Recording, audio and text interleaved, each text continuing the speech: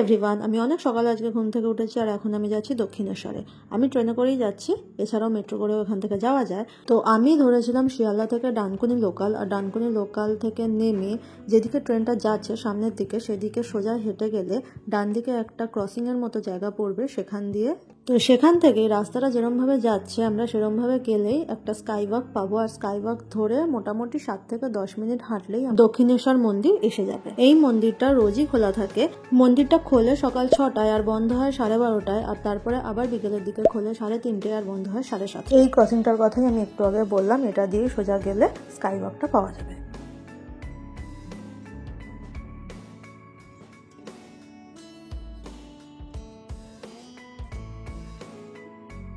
এটাই হলো রানী রাসমণির sky walk. আর এটা দিয়ে আর একটু এগিয়ে গেলে ডালার দোকান আর বিভিন্ন রকমের দোকান চোখে পড়বে, যেগুলো একদম লাইন দিয়ে পরপর দাঁড়িয়ে আছে।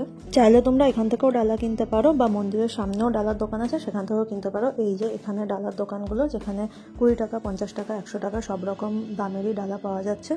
ডালার দোকানগুলো ছিল লেফট সাইডে, আর রাইট সাইডে এরকম অনেক দোকান আছে যেখানে সাজার জিনিস পাওয়া যাচ্ছে, ঠাকুরের মূর্তি পাওয়া যাচ্ছে, এছাড়া অনেক কিছু পাওয়া যাচ্ছে। ইনফ্যাক্ট এখানে 50 টাকার সানগ্লাসও পাওয়া যাচ্ছিল, যেটা দেখে আমার খুবই অবাক লাগলো। এরপর আর কিছুটা গিয়ে একটা এসকেলেটর পড়বে, সেখান থেকে নেমে গেলেই একদম সামনে দক্ষিণেশ্বর মন্দির। তো এই যে বড় মতো যে গেটটা দেখা যাচ্ছে এখানেই একদম এসকেলেটরটা এসে থামবে, আর ওখান থেকে বেরিয়ে গেলেই বাঁদিকে দেখা যাবে এই মন্দিরটা, মানে দক্ষিণেশ্বর মন্দির। আর এখানেই কিন্তু জুতো রাখার কাউন্টার, মোবাইল রাখার কাউন্টার আর ব্যাগ রাখার কাউন্টার আছে। ভিতরে কিন্তু ব্যাগ, মোবাইল আর জুতো অ্যালাউ নেই, তো ওখানেই রাখতে হবে। অফকোর্স তার জন্য পে করতে হবে। আর এই জায়গাটার ডান দিকেই রয়েছে এই ফুড প্লাজাটা, যেখানে নিরামিষ অনেক রকম খাবার পাওয়া যাবে। মন্দিরের কাছে যে ডালা কেনার কাউন্টারের কথা বললাম সেটা হচ্ছে এখানেও প্রচুর দোকান অ্যাভেলেবেল আছে, যেটা থেকে ইচ্ছা কিনে নিতে পারো।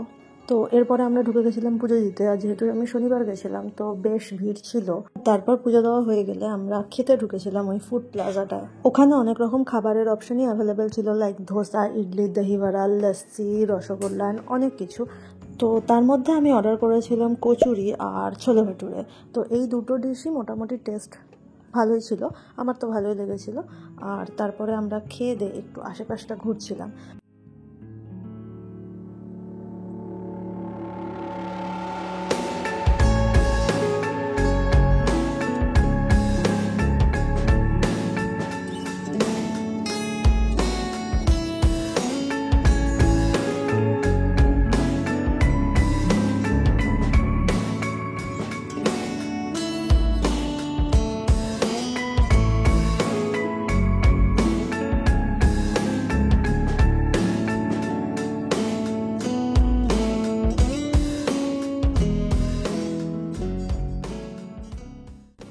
এটা হলো গঙ্গা। আর এরপরে আমরা ডিসাইড করি যে আমরা যখন এসেছি একবার বেলুড়েও ঘুরে যাই। আমি আগেও একবার বেলুড়ে গেছি, তখন আমি অটো করে গেছিলাম। তো এবার আমি যাচ্ছিলাম লঞ্চ করে। আমি অনেকদিন পর আজকে লঞ্চ চড়বো, তো সেই জন্য আমি ভীষণ এক্সাইটেড ছিলাম। তো মন্দির থেকে লঞ্চ ঘাট পর্যন্ত যাওয়ার যে রাস্তাটা, ওখানেও প্রচুর পরিমাণে দোকান আছে, আর তার সঙ্গে ডালার দোকানও প্রচুর পরিমাণে আছে।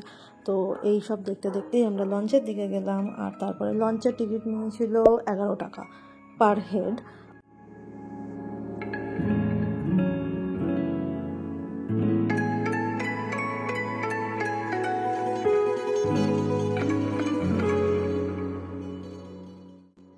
লঞ্চে ওঠার সঙ্গে সঙ্গে খুব সুন্দর একটা হাওয়া দিচ্ছিল, আর বেশ ভালো লাগছিল চড়তে। তো লঞ্চটা যাওয়ার সময় খুবই তাড়াতাড়ি গেছে, আর আসার সময় অফকোর্স অপোজিট ডিরেকশানে স্রোত বলে একদমই তাড়াতাড়ি আসেনি, অনেক লেট করেছে আসার সময়।